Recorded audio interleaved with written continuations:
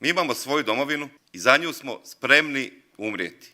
Zajedničkim izlaskom na izbore biti ćemo jedina brana onih tradicionalnih vrijednosti koje su okarakterizirale naš narod kroz zadnjih nekoliko stoljeća.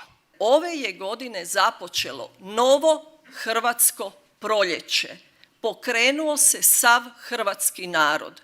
Mladi su se promijenili i mladi su prihvatili ovo da dolazi hrvatsko proljeće. Dolazi jedno novo hrvatsko proljeće, a mi smo njegovi akteri. Politički glas nas svih koji smo jedini, autentični, antipodi, sekti, sljedbi SDP Možemo. Danas se protiv nas organiziraju prosvjedi, mogu se buniti koliko hoće, neće više oni određivati što se smije, što se ne smije. Mi koji smo se ovdje našli nikad nećemo odustati od svojih ciljeva. Mi ne možemo odustati od svojih ciljeva. Brinemo se o domu i svim povezanim vrijednostima, a znamo dobro da se to najbolje može činiti zajedno i zato nacionalno okupljanje. Moramo vratiti taj duh pobjednika. Mislim da ovaj skup je početak tome. Mi trebamo biti spremni podnijeti teret. Što je više napada na nas, to ćete znati da smo na pravom putu. Male miševe niko ne dira. Male miševe puste se da idu tamo gdje idu.